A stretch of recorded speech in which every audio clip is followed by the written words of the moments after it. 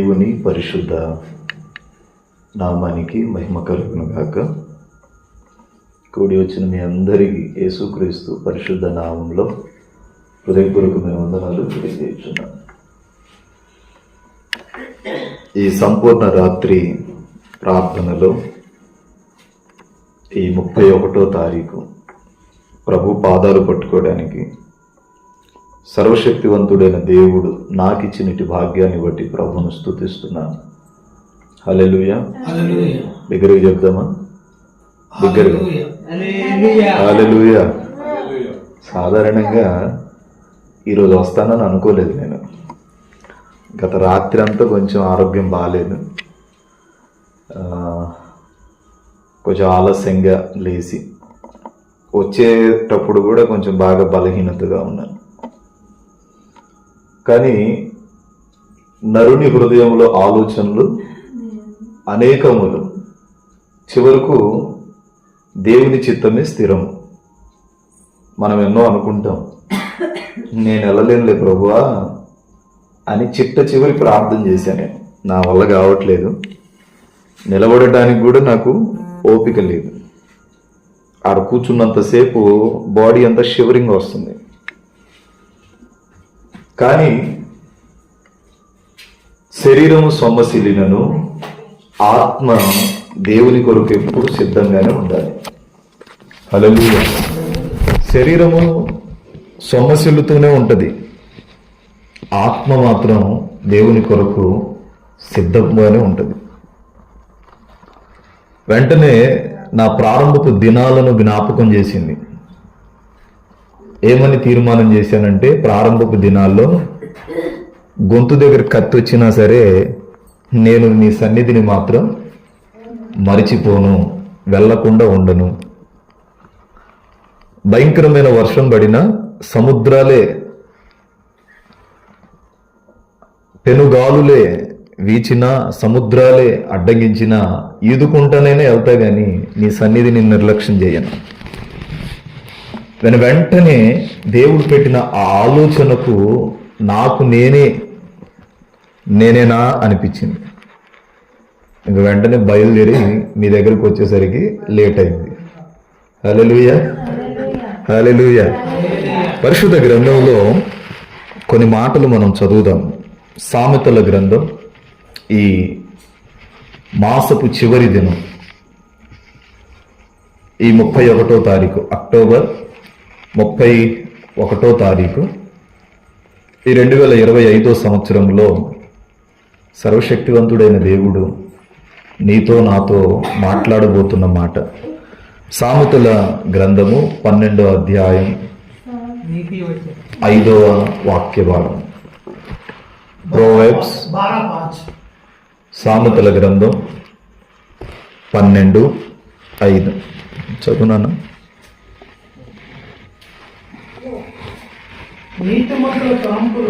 నీతిమంతుని తలంపులు న్యాయయుక్తములు, భక్తిహీనులు చెప్పు ఆలోచనలు మోసకరము. ఇప్పుడు నీతిమంతుని తలంపు ఎలా ఉంటుంది అంటే న్యాయయుక్తంగానే ఉంటుందంట. మనం ఆలోచించే ఆలోచనలు, మన తలంపులు న్యాయయుక్తంగా ఉండాలి.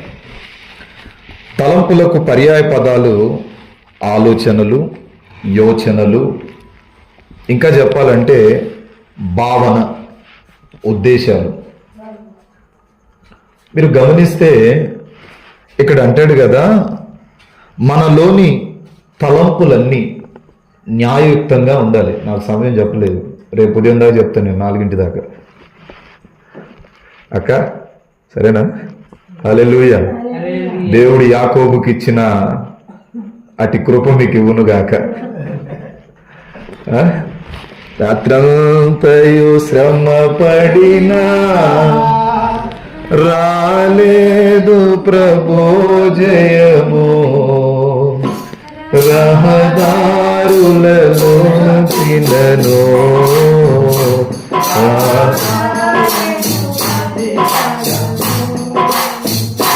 నడిపించునా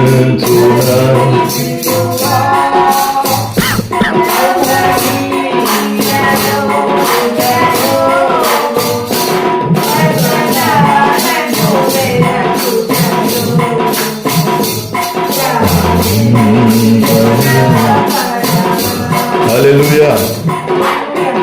ఇక్కడ అంటాడు కదా, నీతిమంతుని తలంపులు ఎలా ఉండాలంటే దేవుణ్ణి చూసేటట్టు ఉండాలి.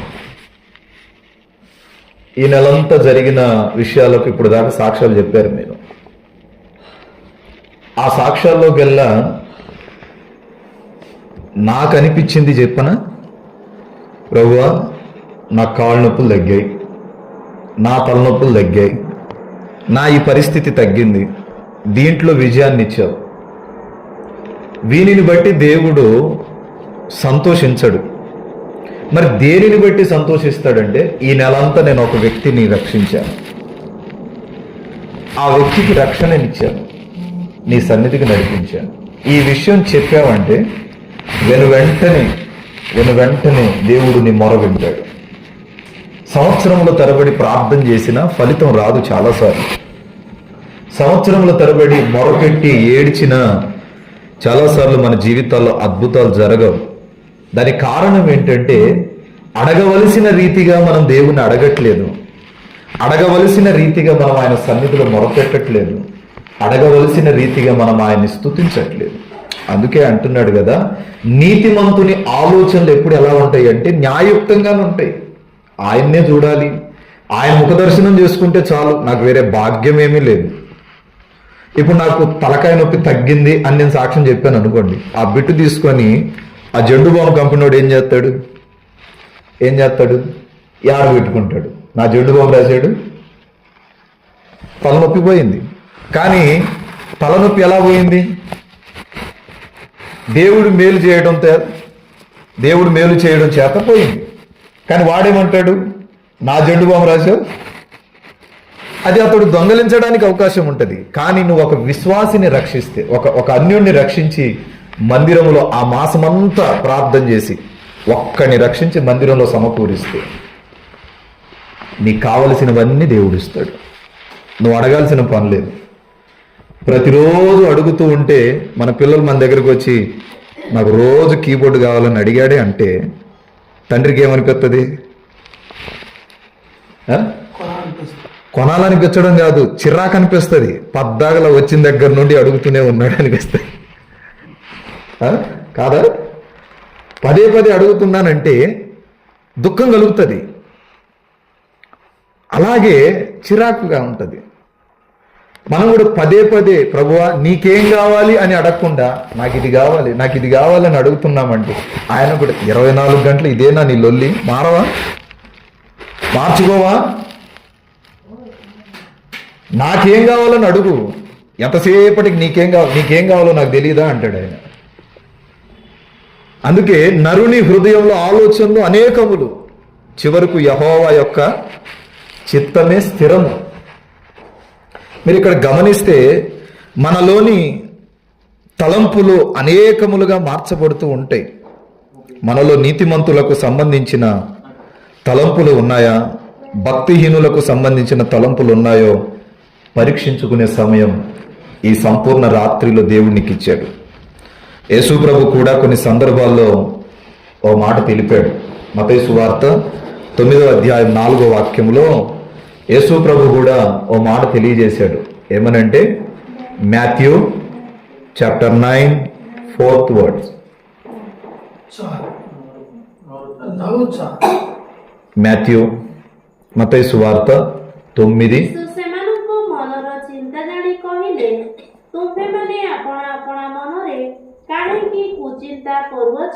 ఒడిశా బైబులే? ఓకే, ఠీకే. నువ్వు ఇప్పుడు చదువు తెలుగులో. యేసు వారి తలంపులను మీరెందుకు మీ హృదయాల్లో దురాలోచన చేస్తున్నారు అంటే ఆయన అక్కడ పరీక్షించాడు. మీ తలంపులేంటి? నేను మీ ప్రక్కన ఉండగానే మరలా మీరు మీ హృదయాల్లో దురాలోచన చేస్తున్నారు. మీ ఆలోచనలను మార్చుకోరా?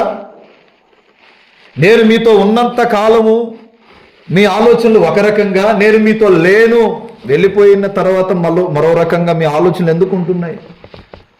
ఈ సంపూర్ణ రాత్రి ప్రార్థనలో ప్రభు సెలవిస్తున్నాడు, నీ ఆలోచన మార్చు. ఎప్పుడు చాప కింద నీరులాగా, బావిలో కప్పలాగా కాదు. ఉన్నతంగా ఆలోచించు, ఉన్నతంగా ఆలోచించు. మీరు గమనించండి, ఎంతసేపటికి దేవుడు ఏం చెప్పాడు? యు గో, లేచినాడు, నేను ఆశీర్వదిస్తాను. నీవు నడుము కట్టుకొని నిలబడి బయలుదేరు, నీకేం కావాలో నేను ఇస్తాను. నువ్వు రోడ్డు మీదకి రావాలి, రోడ్డు మీదకి వచ్చి నిలబడి తేరి చూడాలి ఆకాశం తట్టు. ఇప్పుడు ఎటు వెళ్ళాలో చెప్పాల్సింది ఎవరు? దేవుడు. మనం ఏం చేస్తాం? అక్కడే కూర్చొని నాకు ఇవ్వట్లేదేంటి అని అక్కడే చతికిల పడిపోతూ ఉంటాం. నా జీవితంలో ప్రారంభపు 2 సంవత్సరాలు నేను ఎక్కడికి వెళ్ళేవాడిని కాదు. రూమ్లో కూర్చొని ప్రార్థన చేసుకుంటూ ఉండేవాడిని. ప్రభువా నన్ను ఆశీర్వదించవేంటి అని అడిగేవాడిని. రండి అన్న మాట ఒక్కసారే ఉంది. యు గో, శిష్యులతో చెప్పాడు, మీరు వెళ్ళండి, మీరు దీవించబడాలంటే ముందు వెళ్ళాలి. యు గో, వెళ్ళమనే చెప్పాడు. మనం వెళ్ళకుండా అక్కడే కూర్చుంటున్నాం. అందుకే ఆశీర్వాదం రావట్లేదు. మీరు పరిశుద్ధ గ్రంథాన్ని జాగ్రత్తగా చూస్తే ప్రభు ఎక్కడ మాట్లాడినా మీరు వెళ్ళండి. శిష్యులతో చెప్పిన మాట ప్రారంభంలో అసలు ఆశీర్వాదమే లేదు. కృంగిపోయేవాడిని, ఏడ్చేవాడిని. ప్రభువా ఏంటి, నేను ప్రార్థించే ఆ ప్రార్థన మొర సరిపోవట్లేదా? ఆ తర్వాత ఓ స్వరం వినబడింది, యు గో, నువ్వు లేచి, అయ్యగారు నువ్వు లేచి వెళ్ళు, నేను నీకు ఇస్తా. యాడికి వెళ్ళాలి? ఇప్పుడు వెళ్ళాలంటే ఎక్కడికి వెళ్ళాలో తెలియదు, కానీ వెళ్ళమన్నాడు. వచ్చి రోడ్డు మీద నిలబడ్డా. ఓ పెద్ద ఆయన వచ్చి అంటాడు, ఈ మార్గాన్ని పట్టుకొని బయలుదేరన్నాడు. ఆ మార్గాన్ని పట్టుకొని ప్రయాణమై ఇంచుమించు 13 కిలోమీటర్లు నడిచాను నేను ఆ చిన్నతనంలోని. అక్కడికి పోయేసరికి ఒక వ్యక్తి అన్నాడు, ఇక్కడ ఆగు. ఇక్కడ ఆగు. అక్కడికి పోయి ఆగా. అక్కడ యవనస్తుడు వచ్చి అంటాడు, అన్నా మా ఇంటికి వెళ్దాం, వస్తారా? ఎక్కడికి? మా ఇంటికి. అతను ఎవరో నాకు తెలియదు, నేనెవరో ఆయనకి తెలియదు. వచ్చి అంటాడు, మా ఇంటికి వెళ్దామన్నా, వస్తారా అన్నాడు.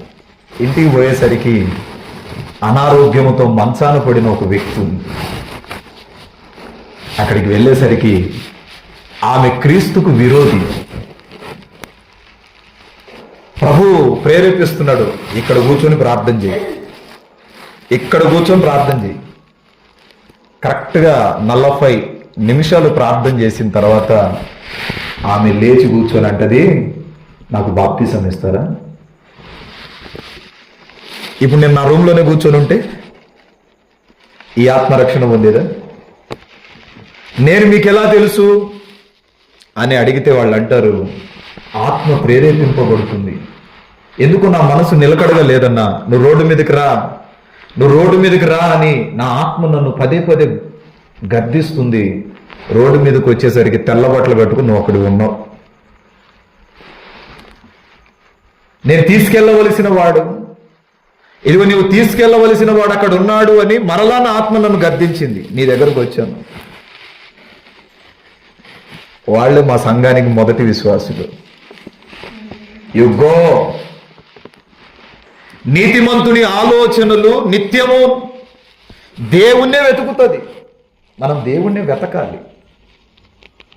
అందుకే ఇక్కడ ప్రభు అంటున్నాడు కదా, ఎంతకాలం మీరు నాతో ఉంటూ కూడా, నాతో నడుస్తూ కూడా మీ ఆలోచనలను మార్చుకోరేంటి?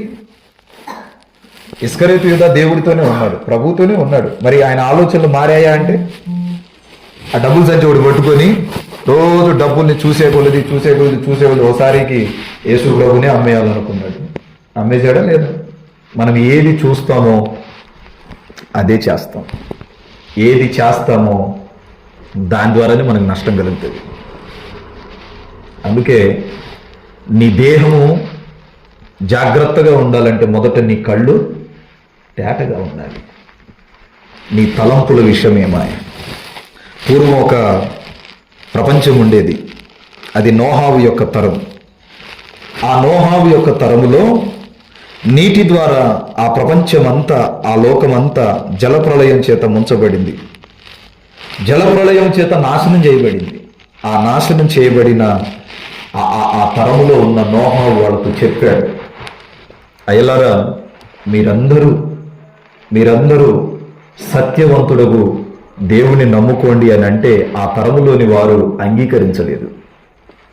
అంగీకరించక నోహావు యొక్క మాటను తిరస్కరించారు. నోహావు ప్రాధేయపడ్డాడు, ఓడను కట్టాడు, జలప్రళయం రానే వచ్చింది.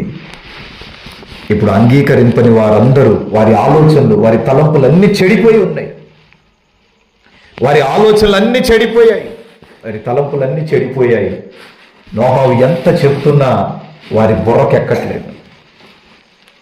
చివరిగా చెప్పాడు, వింటారా లేదా? మేము వినం. నోహావు, నీకేమైనా పిచ్చి పట్టిందా? ఒకే బజార్లో ఉన్నావులే అని నిన్ను కొట్టకుండా వదిలేస్తున్నావు, నీకేమైనా పిచ్చి పట్టిందా? లేదయ్యా, మీరందరూ నమ్మాలి, నాకు అదే కావాలి. నోహావు, చిన్నప్పటి నుండి ఇదే ఏరియాలో ఉన్నావని నేను వదిలేస్తున్నా, లేకపోతే మేమందరం కలిసి నిన్ను చంపేస్తాం. ఇక ఏమి చేయలేక ఓడను కట్టుకున్నాడు కదా, జలప్రళయం వచ్చేసింది, ఓడలోకి వెళ్ళిపోయాడు. ఈ జలప్రళయంలో తట్టుకోలేక వాళ్ళందరూ కేకలు వేస్తున్నారు, నోహావు, నేను మీ బంధువును కదా, నన్ను కూడా ఓడలో తీసుకోవా? మేము నీ అయిన వాళ్ళము కదా, మమ్మల్ని కూడా. నేను అప్పుడు చెప్పానుగా, మీరు మారలేదుగా, మీరు రావడానికి వీలు లేదు. ఈ తలుపులు మూసివేసింది ఎవరో అంటే సర్వోన్నతుడైన దేవుడు. ఆయన ఎప్పుడు తెరుస్తాడో తెలీదు, ఎప్పుడు మూస్తాడో తెలీదు. ఆయన తెరిచినప్పుడు రావాలి, ఆయన మూసినప్పుడు వెళ్ళిపోవాలి. ఓడను మాత్రమే కట్టాను కానీ ఓడ తలుపులన్నీ ఆయన చేతుల్లో ఉన్నాయి. హల్లెలూయా. ఈ 31వ తారీఖు రాత్రి, ఈ సంపూర్ణ రాత్రి ప్రార్థనలో, ఈ బేతనీయ పరిచర్యలో ప్రభు సెలవిస్తున్నాడు, నీ తలంపులు న్యాయయుక్తంగా ఉండాలి. నువ్వు దేవుని గురించిన ఆలోచన చేస్తున్నప్పుడు ఖచ్చితంగా మాట్లాడతాడు. మనం ఏది ఆలోచిస్తూ ఉంటామో అదే మన కళ్ళ ముందు దొరుకుతుంది. నిజమండి, ఏది ఆలోచిస్తామో ఇది జరగకూడదు అని అనుకుంటాం చూడు, అదే జరుగుతుంది. ఇది జరగాలి అనుకుంటుంది, అది జరగదు ఇంకా. కనుక మీరు ఆ 6వ అధ్యాయం ఆదికాండాన్ని చూస్తే అక్కడ ఆ మాటలు రాసి ఉంటుంది, నరులు తమ ఇష్టం వచ్చినట్టు ప్రవర్తించుట ద్వారా దేవుని కుమారులు నరుల కుమార్తెలను తమకు ఇష్టం వచ్చినట్టు వివాహాలు చేసుకున్నారని ఉంటుంది అక్కడ. వాళ్ళ ఆలోచనలు పాడైపోయాయి, వాళ్ళ తలంపులు పాడైపోయాయి, వారికి బలాత్కారం కలిగింది. బలాత్కారులు పుట్టారు మరలా. మీరు ఒకసారి చూడండి, ఆదికాండం 6వ అధ్యాయం 5వ వాక్యం చదవండి. నరుల యొక్క చెడుతనము భూమి మీద గొప్పదనియు వారి హృదయములోని తలంపుల వలన చిన్న వాటర్ కేవలము చెడ్డదనియు యెహోవా చూచి తాను భూమి మీద నరులను చేసినందుకు సిగ్గుపడుతున్నాడంట, బాధపడుతున్నాడంట. అసలు ఎందుకు చేశాను రా వీళ్ళని, నేను అసలు వీళ్ళని ఎందుకు చేశాను? కొన్నిసార్లు దేవుడు మన ప్రవర్తనను చూసి దుఃఖపడతాడు, మన ఆలోచనలను చూసి బాధపడతాడు, మన క్రియలను చూసి ఏడుస్తున్నాడు. ఈయన ఎందుకు చేశాను? భార్య మీద భర్తకు నమ్మకాలు ఉండవు, భర్త మీద భార్యకు నమ్మకం ఉండదు. దేవుని సన్నిధిలో దేవుని బిడ్డలకు మనకి దేవుని మీద నమ్మకం ఉండదు. అపనమ్మకస్తులుగా నడుస్తూ ఉన్నప్పుడు దేవుడు చింతిస్తూ అంటాడు కదా, అసలు వీడిని ఎందుకు చేశాను నేను? ఎంత చెప్పినా మారట్లేదు వీడు, ఎంత చెప్పినా వినట్లేదు వీడు, ఎందుకు చేశాను? ఈ వారం అంతా ఆల్నైటే నాకు. సోమవారం ఒక చోట జరిగింది, మంగళవారం ఒక చోట, బుధవారం సెంటినరీ బ్యాప్టిస్ట్ చర్చ్, గురువారం రాత్రి పడుకునేసరికి 2:30 అయింది.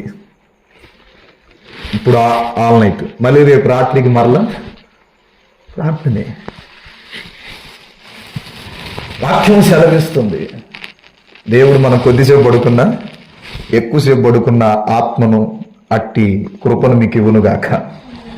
ఆమె 1 గంట పడుకున్నా 8 గంటలు పడుకున్నంత తృప్తి ఇవ్వునుగాక. ఆమె మీ కళ్ళకు నిద్రమోపు భారాలు తొలగించునుగాక. ఆమె హల్లెలూయా. స్తుతి పాడుటకే బ్రతికించిన జీవనదాతవు నీవేనయ్యా.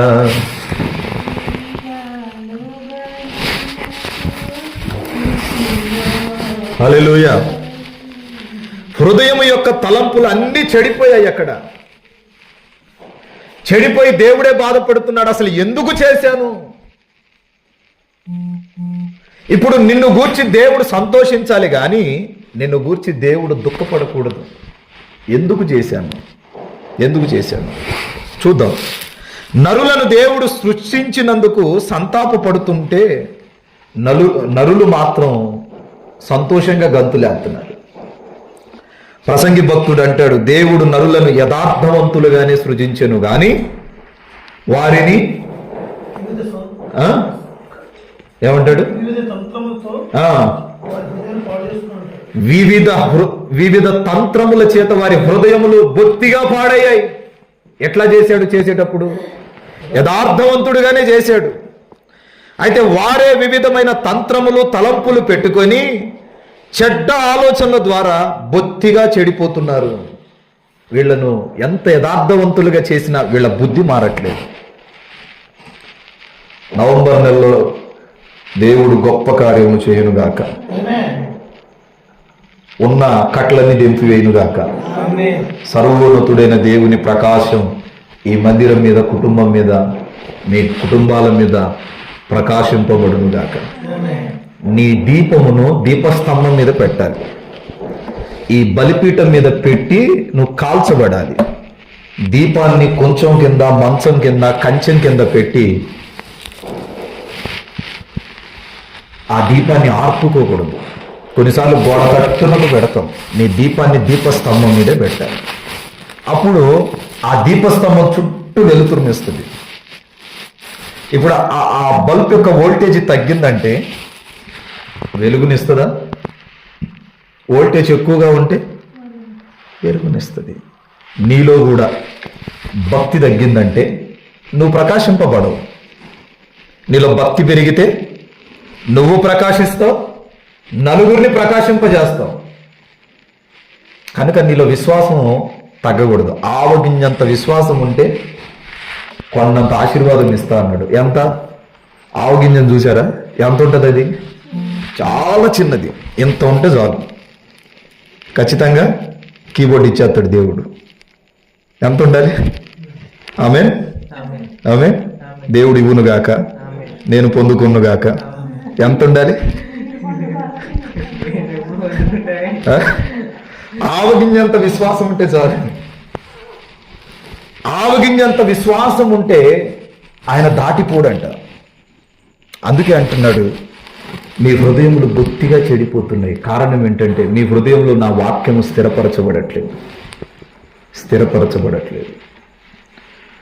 పేతురు అప్పుడప్పుడు లోకం తట్టు తిరిగేవాడు. మీరు గమనిస్తే అప్పుడున్న లోకం నీటి ద్వారా నాశనం అయిపోతుందని దేవుడు తన పోలిక చొప్పున తన స్వరూపమందు నరులను సృజించి వారి కొరకు తన ప్రాణం పెట్టడానికి లోకానికి వచ్చాడు. కానీ నాశనానికి అసలు ఎందుకు అప్పగించాడు అంటే వారి ఆలోచనలు బొత్తిగా చెడిపోయాయి. మనిషి బాగా అభివృద్ధి చెందాలని దేవునికి ఉంది. అందుకోసమే కదా సృష్టించాడు. నీవు బాగా దీవించబడాలని దేవునికి ఉంది కాబట్టి నిన్ను సృష్టించాడు. నువ్వు చెడిపోవడం దేవుని చిత్తం కాదు. సాతానుగాడే మనల్ని చెడగొట్టేది, శోధించేది. అందుకే యాకోబు మీరు గమనిస్తే మేబీ 1:13 4:13 ఉంటుంది. 1:13 అనుకుంటున్నా. ఒకసారి చదవండి. యాకోబు పత్రిక 1:13. శోధన సహించువాడు ధన్యుడు. ఏంటంట? నీవు శోధనకు నిలిచిన వాడవై ప్రభు తనను ప్రేమించు వారికి వాగ్దానము చేసిన జీవ కిరీటమును. ఆ తర్వాత వచనాల్లో 4 అధ్యాయం ఉందా? చదవండి. దేవుడు కీడు విషయమై శోధింపబడడు. ఆయన ఎవరిని? ఇప్పుడు మిమ్మల్ని దేవుడు శోధిస్తున్నాడు. వాడు కర్రోడు దేవుణ్ణే శోధించాడు. నువ్వెంత శోధించలేదా పాదిరి గారు? దేవుణ్ణి శోధించాడా లేదా? 3 సార్లు దేవుణ్ణి శోధించాడు. శోధించినప్పుడు ప్రభు ఏం చేశాడు? వాక్యంతో వాడికి సమాధానం చెప్పాడు. వాక్యంతో చెప్పాడా లేదా? ఏమన్నాడు? మనుషుడు రొట్టె వలన కాదు కానీ వాక్యంతోనే సమాధానం చెప్పాడు. ఆషామాషాగా మాట్లాడలే అక్కడ. రే బాబు, నువ్వు నన్ను శోధిస్తున్నావు అని చులకనగా సానుకూలంగా ప్రవర్తించాల. వాక్యంతో మాట్లాడాడు. ఎట్లా మాట్లాడితే వాడు పోతాడో అట్లాగే మాట్లాడాడు. మరి మనం శోధింపబడుతున్నప్పుడు వాక్యాన్నే చదవము, ప్రార్థనే చేయము, వాక్యమే వినము, మందిరానికి. శోధింపబడేటప్పుడు మన ఆలోచనలు పూర్తిగా మారిపోతాయి. దేవుని వాక్యానికి వ్యతిరేకస్తులుగా నిలబడిపోతాం. ఒకవేళ మాలాంటి పాదిర్లు మీ కొంపలకు వచ్చారే అంటే మీ పరిస్థితి మాకు చెప్పినప్పుడు దేవుడు సాయం చేస్తాడులే అన్నానే అనుకో. యాడున్నాడన్నా దేవుడు. నేను ఎంత నమ్మకంగా నడుస్తున్నానో ఆయనకు తెలీదా? అంత నమ్మకంగా నడుస్తున్నా నాకే కష్టాలు ఎందుకు పెడుతున్నాడు అంటావా లేదా పాదిరి గారు? ఇప్పుడు అదే అన్నాడు, మనుషుడు దేవుని వలన శోధింపబడడు. ఒకవేళ ఒక వ్యక్తి శోధింపబడుతున్నాడంటే అది దేవుని మూలంగా కాదు అనే మాట అక్కడ మెన్షన్ చేశాడు. అయినా మీరేం చేస్తారు? దేవుని మూలంగానే. ఒడియాలో వర్తమానం అర్థం కాక హల్లెలూయా అర్థమవుతుందా? थोड़ा समय जे ಹತ್ತಿರ ವೀರೋ ಓ ಯೇಸುವೆ ನನ್ನಿಂದನ ಬಿಟ್ಟು ಬಾಲರಾವಿರೋ ಹಾಲೆಲೂಯಾ ಹಾಲೆಲೂಯಾ ಹಾಲೆಲೂಯಾ ಹಾಲೆಲೂಯಾ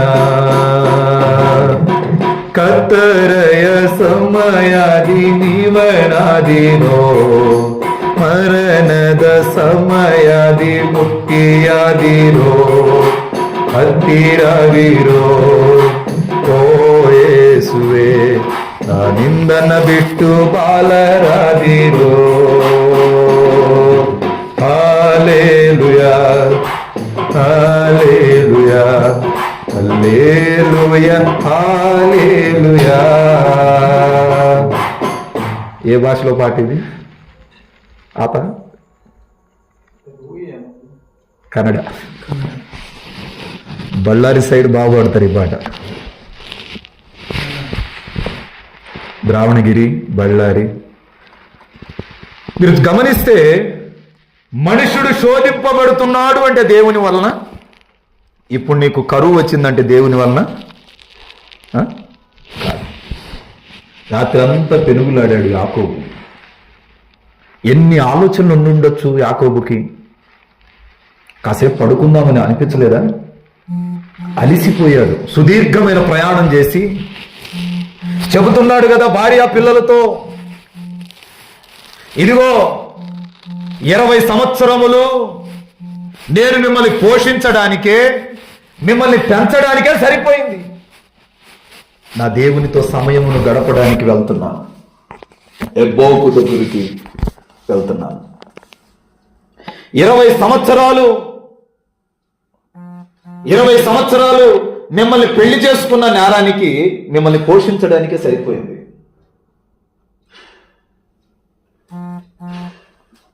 నా శ్రమ దినమందు నాకు తోడే ఉన్న నా దేవుని దగ్గరికి వెళ్తున్నాను.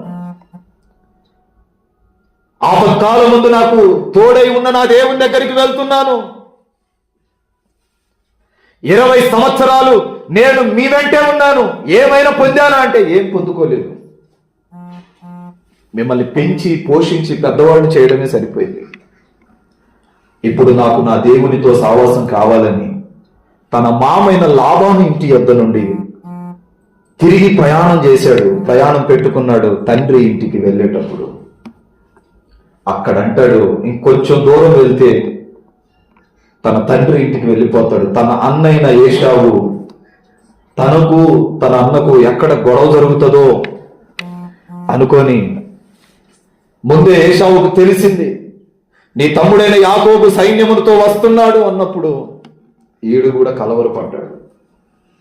కానీ యాకోబు చూడండి, ఎబ్బోకు రేవు దగ్గర రాత్రంతా పెనుగులాడుతూ అడిగాడు, నీవు నన్ను ఆశీర్వదించేంత వరకు ఇక్కడి నుండి వెళ్ళను. ఈ రాత్రి మీకు ఈ తీర్మానం ఉందా? ప్రభువా, నీవు నన్ను ఆశీర్వదించేంత వరకు ఈ సంపూర్ణ రాత్రి ప్రార్థన వదిలిపెట్టి నేను కొంపకెళ్ళను. నీవు ఆశీర్వదించాలి, నేను అడిగింది ఇవ్వాలి, అప్పుడే వెళ్తా. వెంటనే దేవుని దూత వచ్చి అంటది కదా, తెల్లవారవుతూ ఉన్నప్పుడు రాత్రి అంతా ఏం చేశాడు? ఏడ్చాడు ఏడ్చాడు ఏడ్చాడు. అసలు ఎలా ఏడ్చాడో తెలుసా? ఒక తర్జుమాలో ఉంటది, చిన్న పిల్లోడు గుక్క పెట్టి ఏడ్చినట్టు యాకోబు గుక్క పెట్టి ఏడ్చాడంట. మనం ప్రార్థన చేసేటప్పుడు ఏదో ప్రార్థన చేస్తాం. ఆల్ నైట్ అంటే కన్నీళ్లతో ప్రభు పాదాలు పట్టుకునే రాత్రి గుక్క పెట్టి ఏడుస్తున్నాడు.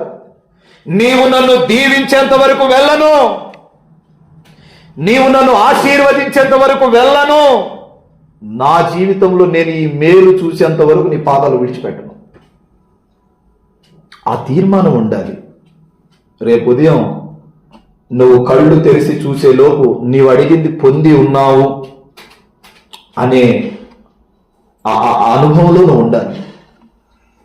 రాత్రంతా గొక్క పెట్టి ఏడ్చేసరికి దేవుని దూత సైతం దిగి వచ్చి అంటది కదా, నీవు మనుషులతో పోరాడావు, అంత మాత్రమే కాదు, నీవు దేవునితో కూడా పోరాడి గెలిచితివి, కనుక నీకేం కావాలి? ఏమొద్దు నాయనా, ఇప్పటి వరకు నన్ను మోసగాడు అంటున్నారు. నేనేం మోసం చేశాను? మా అమ్మ కొంగుచాటును ఉండటం తప్ప? ఏమన్నా మా మమ్మీ కొంగుచాటు ఉండటం తప్ప? అదే జరిగింది అక్కడ. నన్ను మోసగాడు అన్నారు. అహో, దీని గురించి నువ్వు బాధపడుతున్నావా? ఇంతకాలం నిన్ను మోసగాడు అన్నారు కదా, ఇక నుండి నీ పేరు ఇశ్రాయేలుగా మారుస్తున్నాను. నీ ద్వారా ఒక జనము ఏర్పడుతుంది, నీ ద్వారా ఒక పట్టణం ఏర్పడుతుంది. నేడు ప్రపంచ నడిబొడ్డున ఉంది ఇజ్రాయెల్ దేశం. మరి ఏమని? ఇశ్రాయేలుల సంతతి బయటకు వచ్చింది. ఇప్పుడు మనమెవరము? ఇశ్రాయేలు. మీరు గమనించండి, యాకోబు యొక్క తలంపు దేవుణ్ణి చూడాలని ఉంది, కలుసుకోవాలి. ఈ రాత్రి నువ్వేం అడుగుతున్నావో నాకు తెలియదు. ఈ మధ్యరాత్రి నా ప్రభు సెలవిస్తున్నాడు, నీ మొర నా సన్నిధికి చేరును, ఆ మొరకు నీవు జవాబు పొందాలి. హల్లెలూయా. ఆ ప్రపంచమంతటిని ఒక్కసారి నీళ్లలో ముంచేశాడు నోహావు కాలంలో. మనిషి అంతా చెడిపోవాలంటే మనసులో పుట్టే ఆ తలంపులే చెడిపోతే చాలండి. ఆ మనసు చెడిపోతే మనిషి అంతా చెడిపోయినట్టే.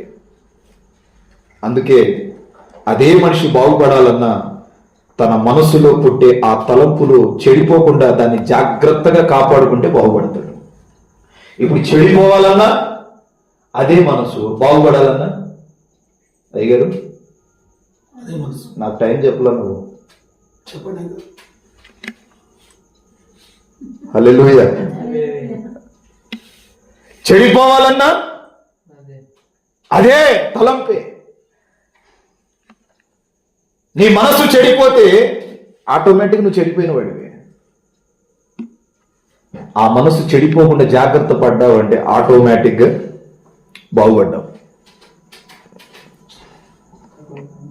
కనుక ఆ మనస్సును నువ్వు జాగ్రత్త పరుచుకుంటే చాలంటాను. యోహాను సువార్త 13వ అధ్యాయం 2వ వాక్యం చదువుదాం. యోహాను సువార్త 13:2.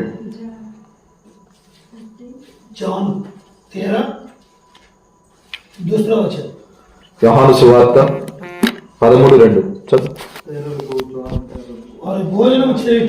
వారు భోజనమును చేయుచుండగా ఆయనను అప్పగింపవలెనని హృదయంలో అపవాది అంతకు ముందు ఆలోచన పుట్టించి ఉండారు కనుక తండ్రి తన చేతికి సమస్తమును అప్పగించననియు తాను దేవుని యొద్ద నుండే బయలుదేరి వచ్చాను. ఎక్కడి నుండి? దేవుని యొద్ద నుండి బయలుదేరి వచ్చిననియు దేవుని యొద్దకు వెళ్ళవలసినదని యేసరికి భోజన పంక్తులను లేచి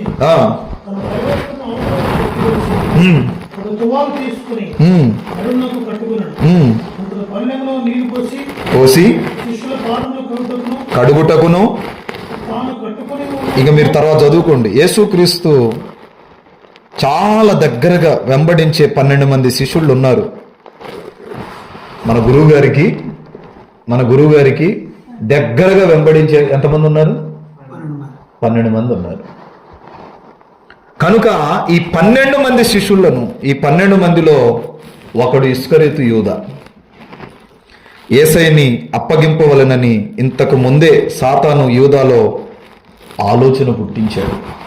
ప్రతిరోజు నీ మనసు ఎక్కడుండునో, నీ డబ్బు ఎక్కడుంటే నీ మనసు అక్కడికి పోకూడదని నీకు ఇవ్వట్లా. నీ డబ్బు ఎక్కడుండునో చెప్పరే. నీ డబ్బు ఎక్కడుండునో. ఇప్పుడు మీరు టికెట్ పెట్టుకొని వచ్చారే అనుకోండి,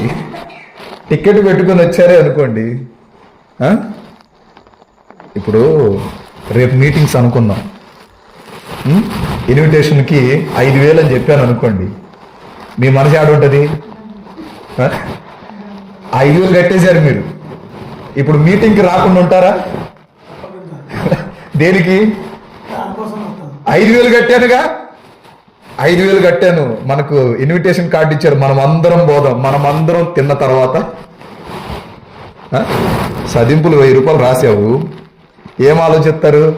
1000 రూపాయలు రాసాం. రే మీరు కూడా పోరగాళ్ళు, మీరు కూడా పోయి తినరండి, 1000 రూపాయలు రాయించి వచ్చా అంటారా లేదా అయ్యగారు? అందుకే ప్రభువు ముందే ఆలోచించంటాడు, నీ డబ్బు ఎక్కడుండునో నీ మనసు అక్కడే ఉంటుంది. ఎందుకంటే అసలు ఎంతగా ప్రేమిస్తామంటే నిద్రలో కూడా కలవరెత్తారు.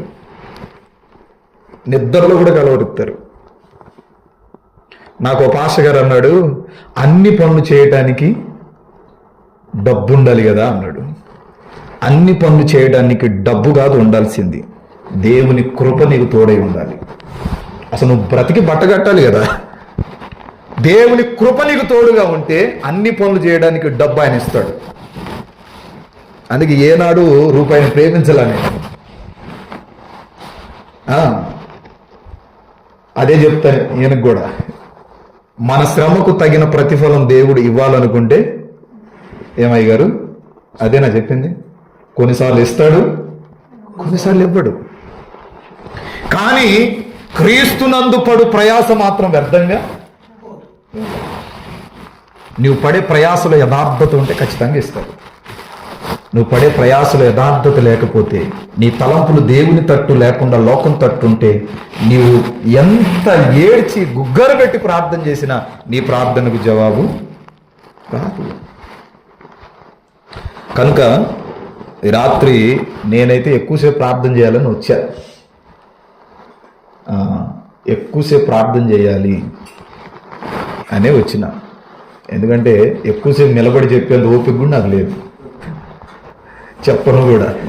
నా మాటలు ముగిస్తాను. ఇంకొక 10 నిమిషాలు నా మాటలు ముగిస్తాను. మీరు గమనిస్తే ఆ ఇస్కరియోతు యూదాలో ఓ తలంపు పుట్టించాడు. యేసుక్రీస్తును అప్పగించు, ఆ దైవ కుమారుని అప్పగించు, నీకు విస్తారమైన డబ్బు వస్తుంది. ఎవరిని అప్పగిస్తే? 12 మందిని అప్పగిస్తే వస్తుందా? ఎవరు దొరగా ఉన్నారో, ఎవరు గురువు ఉన్నాడో ఆయన అప్పగిస్తే డబ్బు. ఇప్పుడు మీ ఇంట్లో ఈయన అప్పగిచ్చారు అనుకోండి, ఏమైనా వస్తాయా? ఈయన బాగా సంపాదిస్తున్నాడు అనుకోండి, అప్పగిస్తే వస్తాయి. ఈయన వల్ల రూపాయి కూడా యూజ్ లేదనుకోండి, వస్తాయా? వాళ్ళే వేస్తారు పైకి. ఒక మొదలు పెడతారు. మీరే అంటారు తీసుకొని పోండి అయ్యా అంటారు. ఇప్పుడు ఈయన వల్ల ₹1,00,000 నెలకు ₹1,00,000 సంపాదించాడు అనుకోండి, ఏమంటారు? జాగ్రత్త చూసుకుంటారు. నేను ఒక మాట చెబుతాను, మీరు బాధపడరుగా అస్సలు. ఇప్పుడు ఈయన డబ్బులు అయితే ఇంట్లో మొత్తానికి ఖర్చు పెట్టాలి. మన డబ్బులు అయితే అక్క, మన డబ్బులు అయితే ఆడవాళ్ళు ఏం చేస్తారు? నాది, ఎవరిది? నాది ఖర్చు పెట్టడానికి. మరి ఆయనది ఎంటైర్ ఫ్యామిలీ మొత్తం ఖర్చు పెట్టాలి. మరి మీ డబ్బు అయితే ఇది నాది, నువ్వు సంపాదించు, నీకు దొరుకుతుంది. మరి ఏం సంపాదించినప్పుడు అంటామా లేదా? తప్పుగా అనుకోము, అంటారా లేదా? నాకు తెలిసిన ఒక కుటుంబం ఉంది, ఆయన కష్టపడి సంపాదిస్తాడు. ఇప్పుడు ఈయన కష్టపడి సంపాదించే దాంట్లోనే ఈమె కూడా తింటది. అర్థమవుతుందా? ఈయన కష్టపడి రెక్కలు ముక్కలు చేసుకొని సంపాదించుకుంటున్న దాంట్లోనే ఈమె బట్టలు కొంటది, అన్ని చేస్తుంది, ఈమె తింటది. ఇప్పుడు ఈమెకి వాళ్ళోళ్ళు ఎవరైనా డబ్బులు ఇచ్చారు అనుకోండి, అవి దాచిపెట్టి ఇప్పుడు ఈయన జీతం రావడం కానీ కొంచెం ఆలస్యం అయింది అనుకో, మా డబ్బులు ఉన్నాయా అంటే అది నాది, నీది కాదంటే. అట్లా 2 లక్షలు దాబెట్టింది. ఇంట్లో కరోనా వచ్చినా సరే ఆ డబ్బులు ఖర్చు పెట్టడానికి ఆమె మనసు ఒప్పలా. కానీ నా దగ్గరకు వచ్చి అన్న ఒక 50,000 ఉంటాయి అన్నాడు. ఏమంటది? అన్న నా దగ్గర 2 లక్షలు ఉన్నాయి, ఎవరికైనా ఇంట్రెస్ట్కి లేరంటారా? లేరంటారా? మీ ఆయనకే 50,000 కావాలంటమ్మా, అడుగుతున్నాడు, మీ ఇంట్లో జరగట్లేదంట కదా అని అంటే అంటది నా సంబంధం లేదు, అది ఆయన. మరి నువ్వు తింటున్నావా టయానికంటే ఎవరి కోసం పెట్టాడు, చేసుకొచ్చాడుగా, లేదా?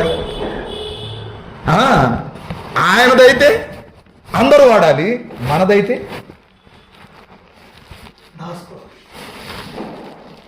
మరి ఈ 2 లక్షలు ఏం చేస్తావమ్మా? ఆ పిల్లలకి ఒకరోజు మధ్యరాత్రి 12 గంటలకు ఫోన్ చేసి, అన్న అబ్బాయికి బాగోలేదు, బ్రీతింగ్ కూడా అందట్లేదు, ఎమర్జెన్సీ, హాస్పిటల్కి తీసుకెళ్ళాలి అని హాస్పిటల్కి తీసుకెళ్ళారు. ఈడు ఫోన్ చేసి హాస్పిటల్కి వెళ్ళాక, అన్న ఎమర్జెన్సీ కేసు, ఓ 2 లక్షలు కావాలంట అని అంటే,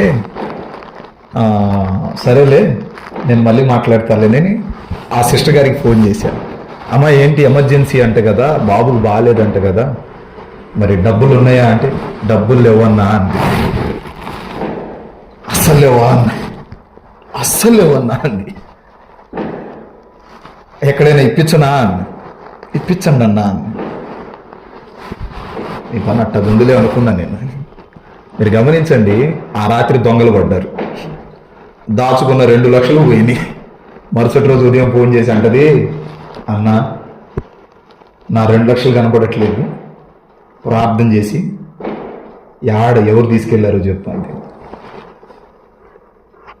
నీ కొడుకు ప్రాణాపాయ స్థితిలో ఉన్నా సరే నువ్వు ఖర్చు పెట్టలేదంటే లేరంటారక్క?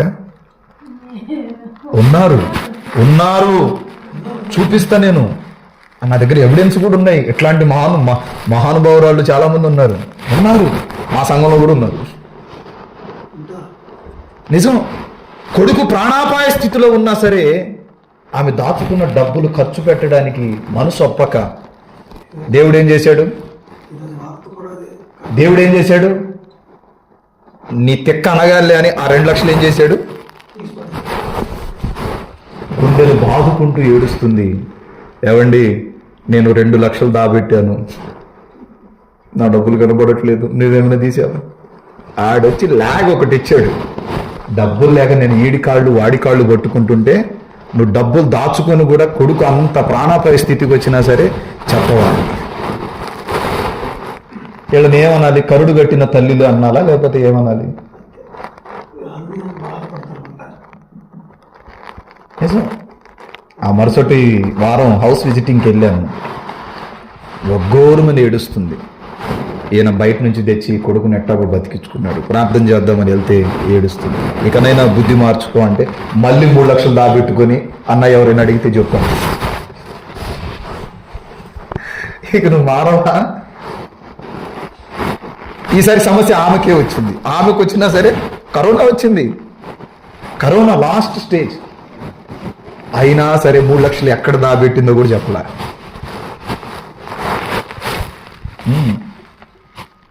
ఎక్కడ దాచిపెట్టిందో కూడా చెప్పలే.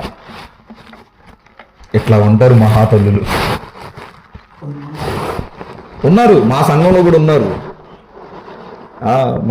మా బ్రాంచ్ సంఘాల్లో కూడా ఉన్నారు. ఇది కరెక్ట్ కాదు. ఒక ఎముక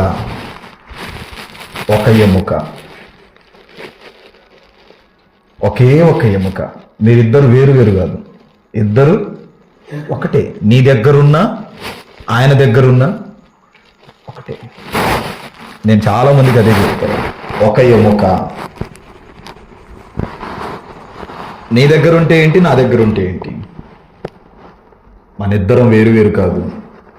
మన దేహాలు వేరు కావచ్చు, కానీ మన ఇద్దరి మనసు, మన ఇద్దరిని దేవుడు ఒకే ఒక ఎముకగా సిద్ధపరిచాడు. మనం ఏకపరచబడ్డాం. భార్యాభర్తలు అంటే తోడుగా ఉంటానులే, చివరి వరకు ఉంటానులే, ఈ దొంగ తిరుగులు మాటలు చెప్పడానికి కాదు. ఆపద సమయం అందు నేను ఉన్నాను. ఆ మనోధైర్యాన్ని ఇవ్వాలి. హల్లెలూయా, హల్లెలూయా. కనుక ఈ రాత్రి నా ప్రభు సెలవిస్తున్నాడు, నీ తలంపులను మార్చుకో, నీ ఆలోచనలు మార్చుకో, నీ క్రియలు మార్చుకో, నీ బుద్ధి మార్చుకో. తలంపులు మారకుండా దేవునికి ఇష్టంగా ఎంతకాలం బ్రతుకుతున్నానన్న భ్రమలో ఉంటావు, కానీ నీ జీవితం కట్టబడింది. అక్కడ ఇస్కరేతు యూదా ప్రభువుని వెంబడిస్తున్నాడు, కానీ తన హృదయంలో సాతానుగాడు ఒక ఆలోచన పెట్టేశాడు.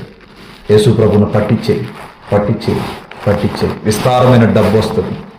ఇస్కరేతు యూదా ఏమనుకున్నాడంటే, ఈ 12 మంది ఉన్నాం కదా మేము, వాళ్ళందరిలోకెల్లా నేనే గొప్ప ధనవంతుణ్ణి అవ్వాలనుకున్నాడు. నేనే గొప్ప ధనవంతుణ్ణి, ప్రభువుని పట్టించి గొప్ప ఆస్కార్ అవార్డు పొందాలనుకున్నాడు. చివరికి ఏం చేశాడు? తనంతట తానే ఊరేసుకుని చచ్చాడు. తాను తవ్విన గుంతలో తానే పడతాడు. ఆయనతో పాటు కలిసి తిన్నాడు, ఆయనతో పాటు కలిసి తిరిగాడు, ఆయనతో పాటు కలిసి పడుకున్నాడు, ఆయనతో పాటు కలిసే ఉన్నాడు. మరి భ్రమపరిచింది ఎవరు? సాతానుగాడు కొన్నిసార్లు నీ హృదయాన్ని భ్రమపరుస్తాడు, నీ ఆలోచనలను భ్రమపరుస్తాడు, నీ తలంపులను భ్రమపరుస్తాడు. కనుక నీవు గమనించాలి, గ్రహించాలి.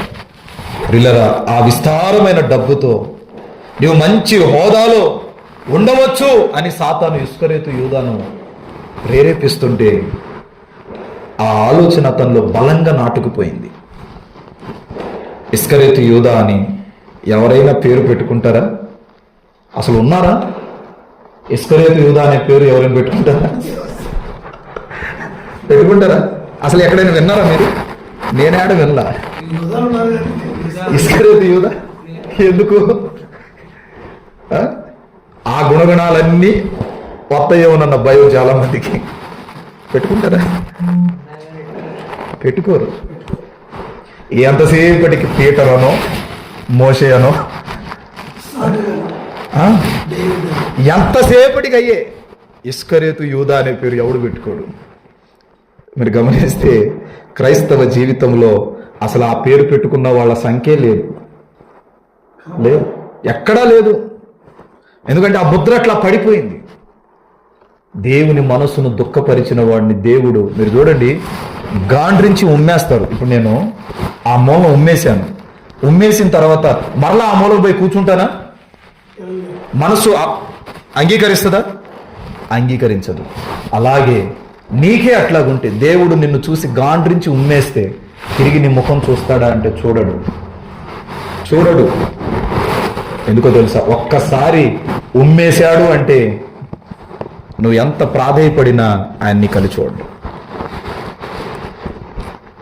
దేవుడు ఒక్కసారి నీ మూలంగా బాధపడ్డాడంటే నీ జీవితంలో నువ్వు సమస్తాన్ని కోల్పోతావు. నీవు ఆశీర్వదించబడాలంటే ఆయనకు సమీపంగా ఉండాలి. మీరు గమనిస్తే పేతురని, యోహానని చాలా మంది పెట్టుకుంటారు. ఇస్కరియోతు యూదా అనే పేరు ఎవ్వడు పెట్టుకోరు. ఎందుకంటే అతని ఆలోచనలు బాగోలేవని, దేవుని అప్పగించేశాడని. ఆకాను అని, కోరాహు అని ఎవరైనా పేరు పెట్టుకుంటారా? ఉందా ఆకాను అని? ఎవరికైనా పెట్టారండి పాస్టర్ గారు? ఎవరైనా విన్నారా? కోరాహు అని. కోరాహు చెడ్డవాడే, కోరాహు పిల్లలు జ్ఞానవంతులు. కోరాహు చెడ్డవాడే, కోరాహు పిల్లలు ప్రత్యక్ష గుడారపు గవిని యొద్ద కూర్చొని లోపలికి వెళ్ళడానికి ఎంతగా ఏడ్చారు. వాళ్ళు అంటారు కదా, తన తల్లి అంటది, కోరాహు భార్య అంటది కదా, ఇదిగో నా భర్త తప్పు చేస్తున్నాడు, నా పిల్లలు అటువంటి వారు కాదు, వారికి ప్రత్యక్ష గుడారంలో స్థానం ఇవ్వండి అంటారు. దేవాలయంలోనికి వెళ్ళటానికి అధికారం ఇవ్వండి, వెళ్ళనివ్వండి అని కన్నీళ్లతో ప్రాధేయపడుతుంది. అందుకే 42వ కీర్తనలో అంటారు, మేమెప్పుడు వస్తామో అని మాకంత ఆశ కలుగుతుందంటారు. దేవుని మందిరమునకు మేమెప్పుడు వెళ్ళేదాము, ఆయన మందిరములో మేమెప్పుడు కనబడతాము, మాకు బాగా ఆశగా ఉంది, మాకు అధికారం లేదు. జీవం కలిగిన దేవుని మందిరములో మేమెప్పుడు కనబడతాం. మరి మనకు అన్ని అధికారాలు ఉన్నాయి, కానీ మనం మాత్రం వినియోగించుకోవట్లేదు. వాక్యం సెలవిస్తుంది, వీరందరూ భక్తిహీనుల లిస్టులో కలిగిన వాళ్ళు. కోరాహు, ఆకాను, ఇస్కరియోతు యూదా, వీళ్ళందరూ భక్తిహీనులు. కనుక వీళ్ళ జాబితాలో మనం ఉండకూడదు. శుభ్రపరచబడిన నీతిమంతుల జాబితాలో మనం ఉండాలి. కనుక నా మాటలు ముగిస్తున్నాను. వాక్యం సెలవిస్తుంది, వీళ్ళను దేవుని పాదాల చెంతకు నీవు వచ్చేసినప్పుడు, దేవుని మనసు నీకు అర్థమైనప్పుడు, దేవుని తలంపులు నీ తలంపులుగా మార్చబడతాయి.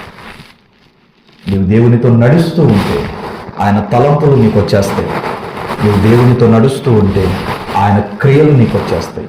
నీవు దేవుని మనసును ఎరిగిన వాడవై ఉండాలి, దేవుని మనసును తెలుసుకున్న వాడవై ఉండాలి. దేవుని మనసుతో నీ మనసు అంటకట్టబడాలి. మనుషుల వైపు చూడవద్దు, మనుషులకు పెద్దపీట వేయవద్దు, వాక్యానికి పెద్దపీట వేయాలి. వాక్య స్వరూపియగు దేవునికి పెద్దపీట వేయాలి. చాలాసార్లు చాలామంది మనుషులను పొగిడేస్తూ ఉంటారు, ఆ పాస్టర్ గారు, ఈ పాస్టర్ గారు, అది ఇది ఇది అది. ఎంత పెద్ద ప్రవక్త అయినా దేవుడు హెచ్చించకపోతే హెచ్చింపబడడు, దేవుడు దీవించకపోతే నిలబడడు.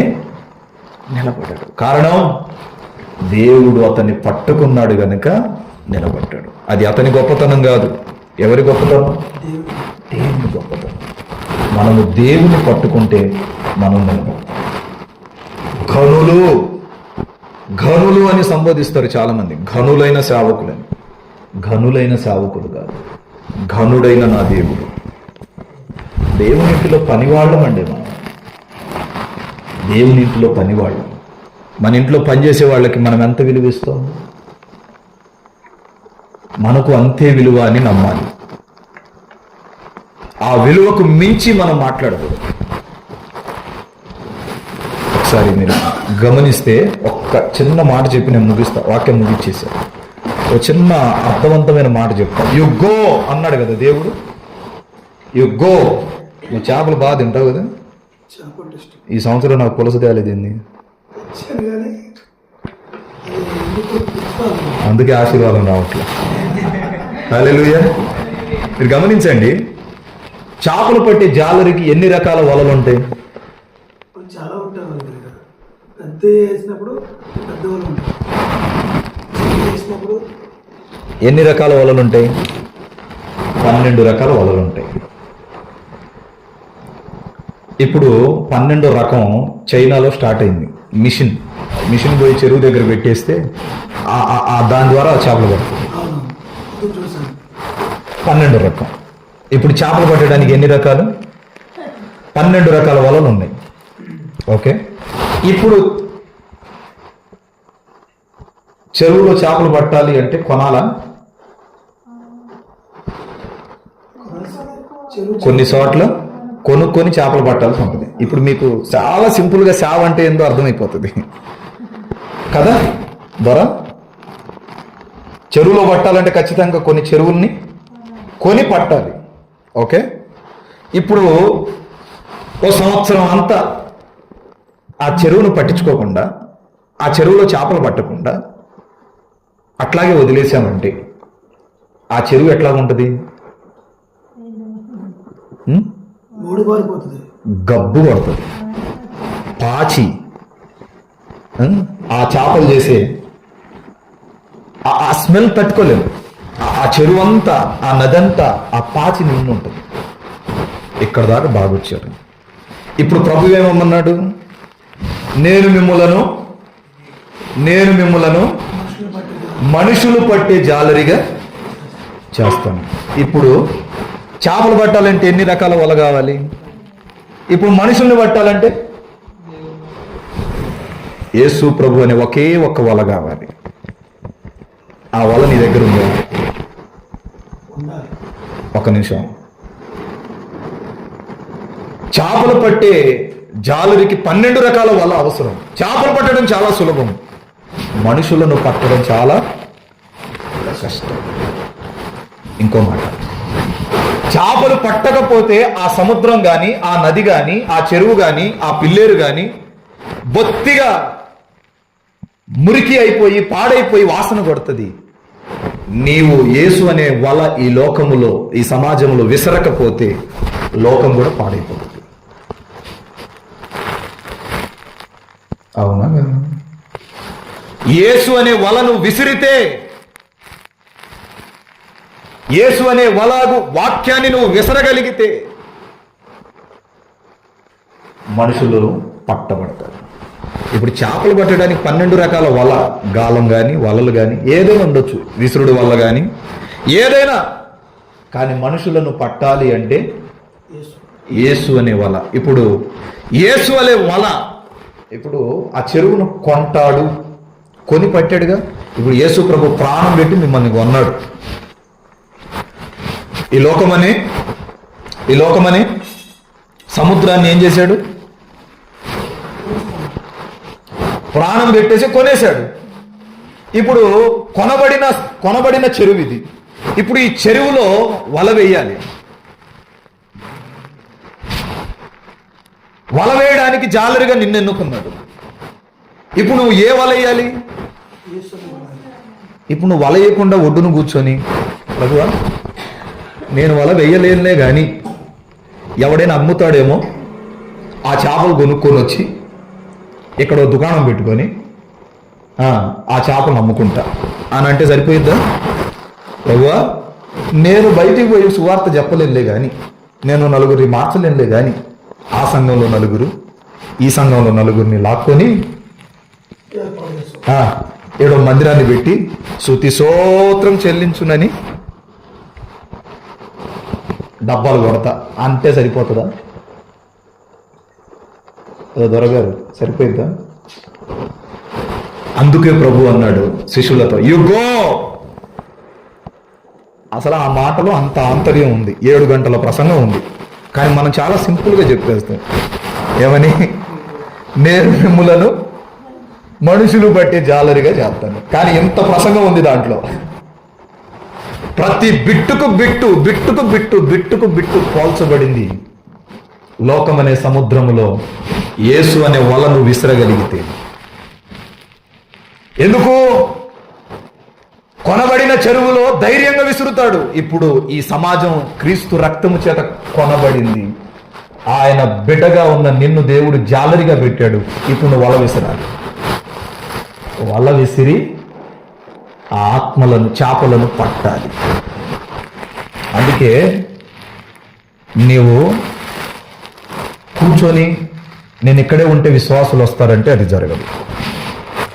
అందుకే ప్రభు అంటాడు, నువ్వు వెళ్ళు. ఇప్పుడు వెళ్తున్నా, ఇక్కడ నుంచి ఇది జీడిమెట్లు కదా, ఇక్కడ నుంచి నేను బేగంపేట దాకా వెళ్తా.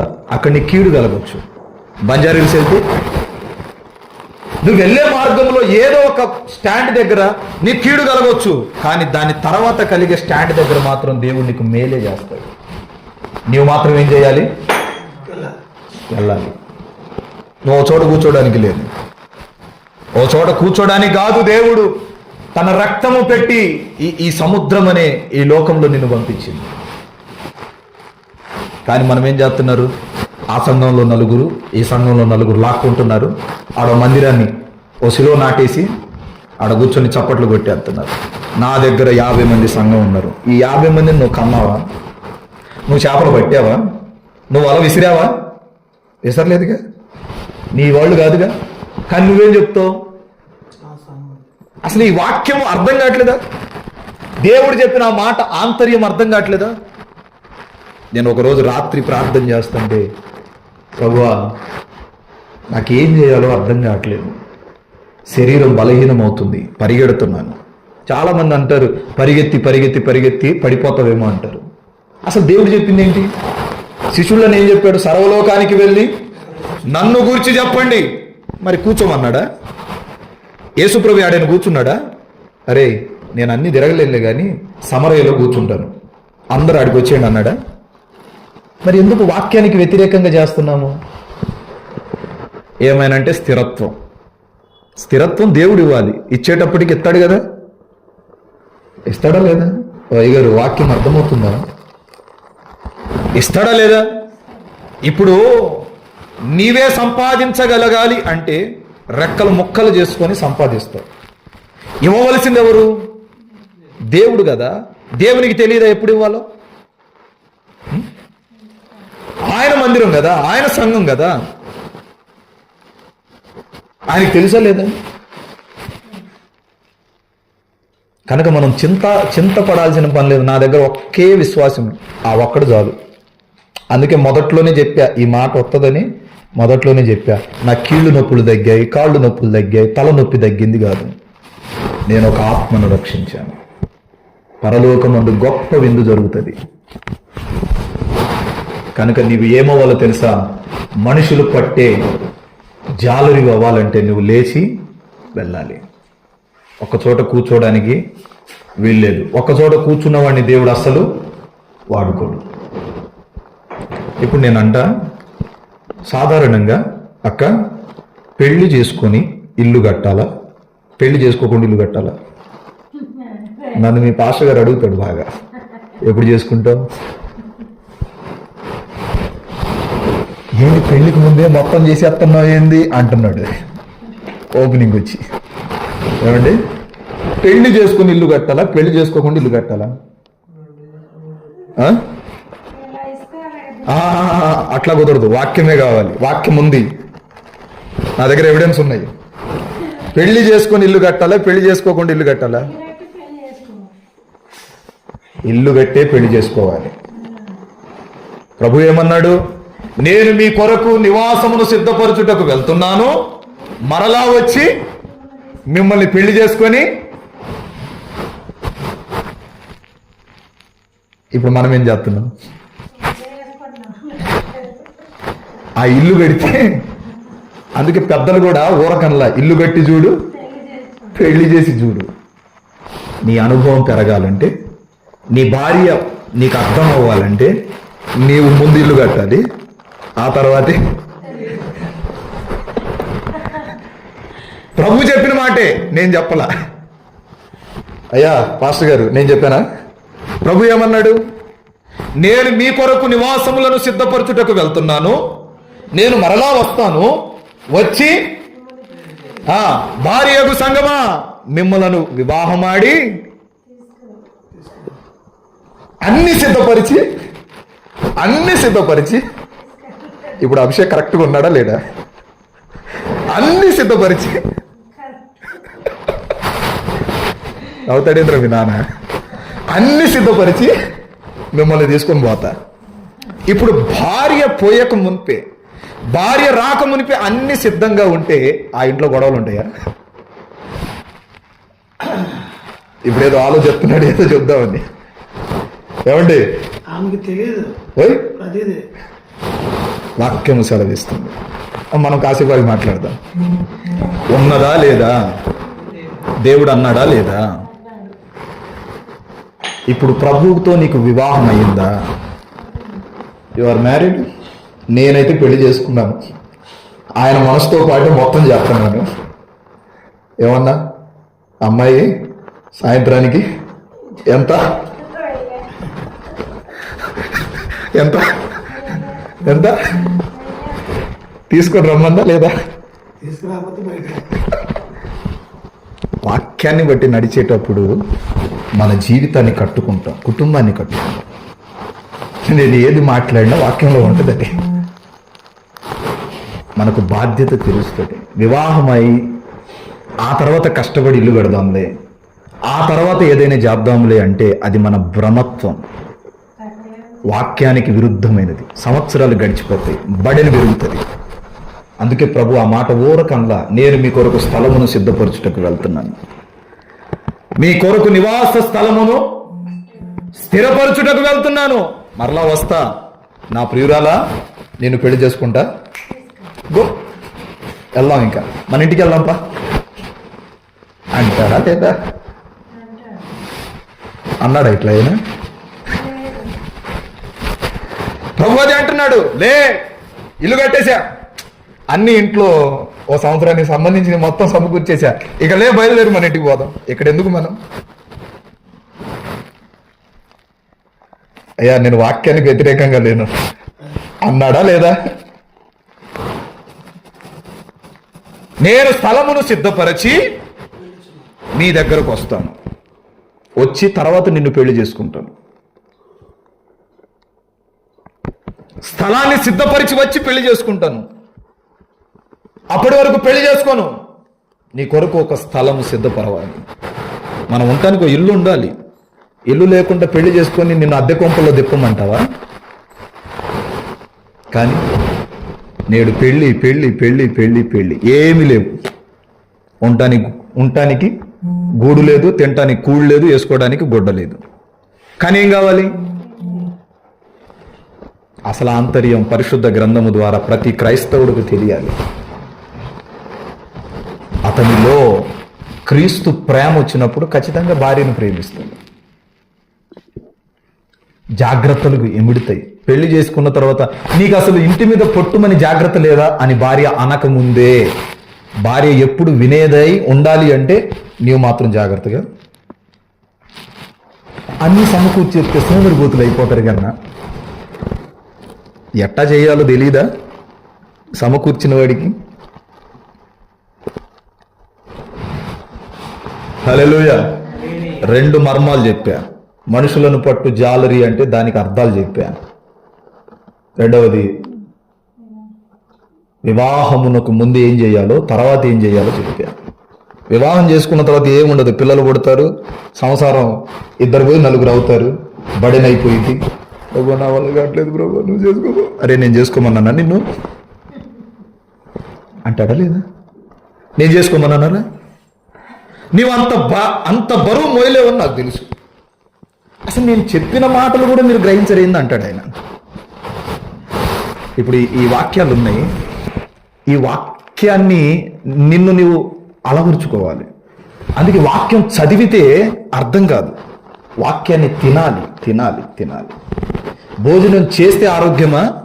భోజనం చేయకుండా చూసి ఆ స్తంభానికి ఒక కోడి కట్టేసి తింటే ఆరోగ్యమా?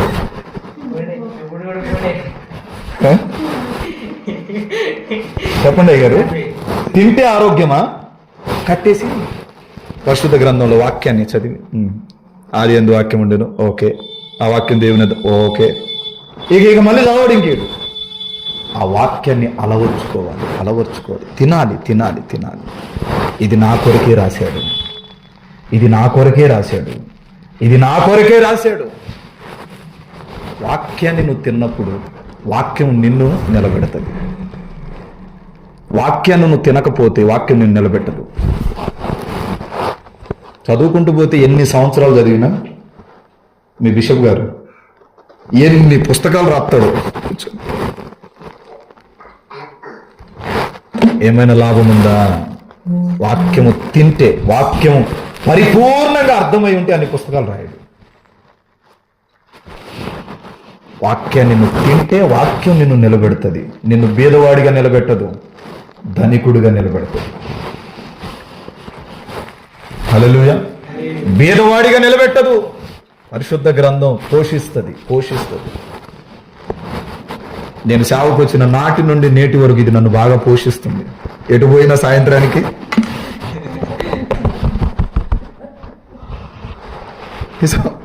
నీ ధైర్యం ఏంటి అంటే నా ధైర్యం ఇదే. మన లోటుపాటులు పరిశుద్ధ గ్రంథం మనకు పూర్తి చేస్తుంది. తినాలి వాక్యాన్ని. వాక్యం తినకపోతే వాక్యం మనకు అర్థం కాదు.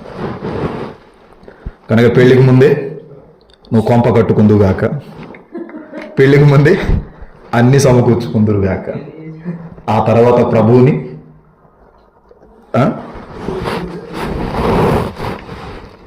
కొంప అంటే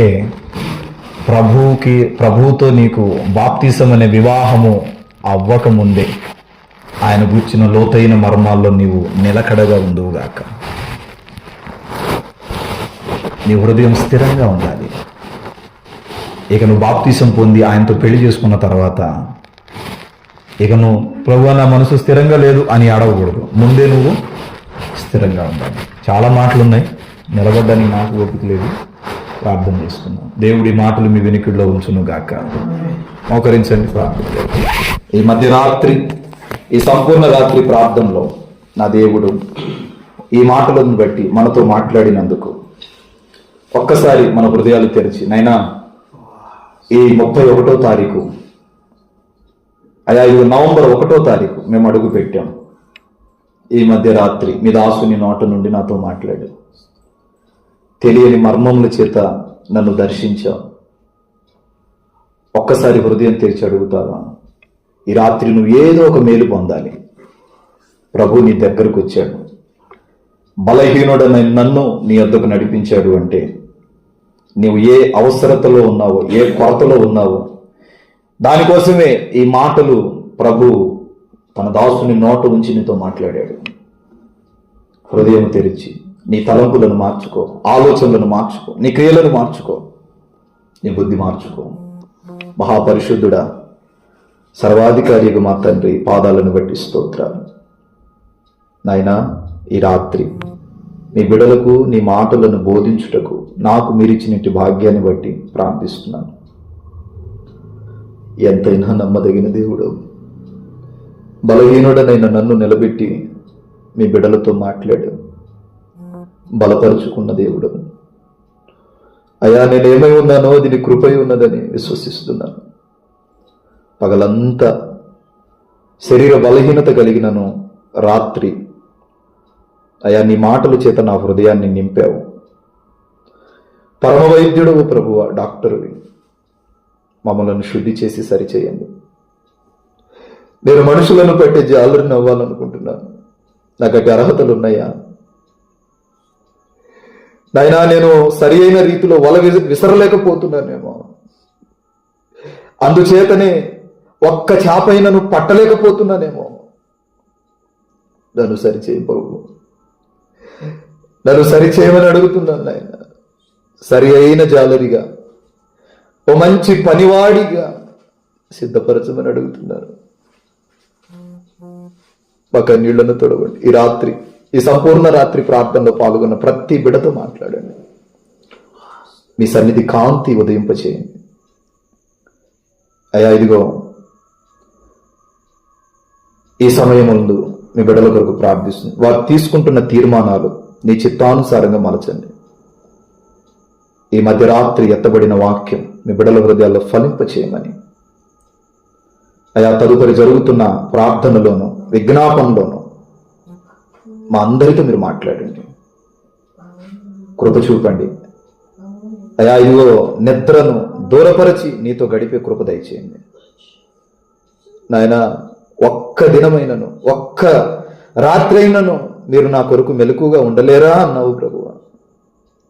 ఈ రాత్రి మెలకు కలిగి నేను స్తుతించున్నట్లు మమ్మల్ని సరిచేయమని, ఈ కార్యాలకై, కృపకై మమ్మల్ని మేము అప్పగించుకుంటూ ఈ చక్కటి అవకాశాన్ని నాకు మీరు అనుగ్రహించినందుకు, అల్పుడనైన నన్ను మీరు ఎన్నుకున్నందుకు నీ పాదాలను మొక్కుతూ యేసునామాన ప్రార్థించి అడుగుచున్నాను పరమ తండ్రి.